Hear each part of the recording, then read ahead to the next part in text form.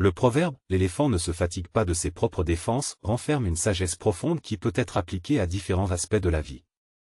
Cela suggère que chacun est naturellement enclin à défendre ses propres intérêts, à protéger ce qui lui est cher, et que c'est. Prenons l'image d'un éléphant, un animal majestueux et puissant.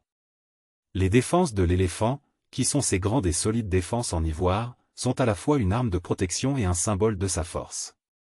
De manière similaire, les défenses dans la vie quotidienne peuvent représenter nos propres valeurs, nos aspirations, et notre bien-être.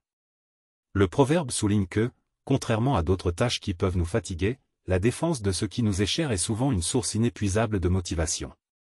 Lorsqu'il s'agit de protéger nos proches, nos rêves, nos convictions, ou tout ce qui a une importance particulière pour nous, notre énergie semble inépuisable.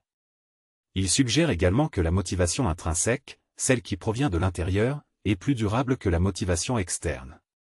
L'éléphant ne se fatigue pas de porter ses propres défenses car cela fait partie intégrante de sa nature, de sa survie. De même, lorsque nous agissons en accord avec nos valeurs profondes et nos aspirations personnelles, la force pour défendre ces aspects de notre vie semble être constante. Cependant, il est également important d'apporter une nuance à cette sagesse. Parfois, une défense excessive peut mener à l'isolement ou à la fermeture d'esprit.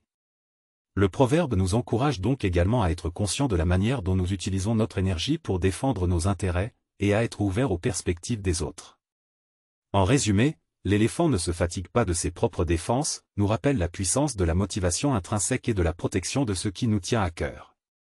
C'est un appel à embrasser notre force intérieure pour défendre nos convictions et nos aspirations, tout en restant conscient de la nécessité d'ouverture et de compréhension dans nos interactions avec les autres.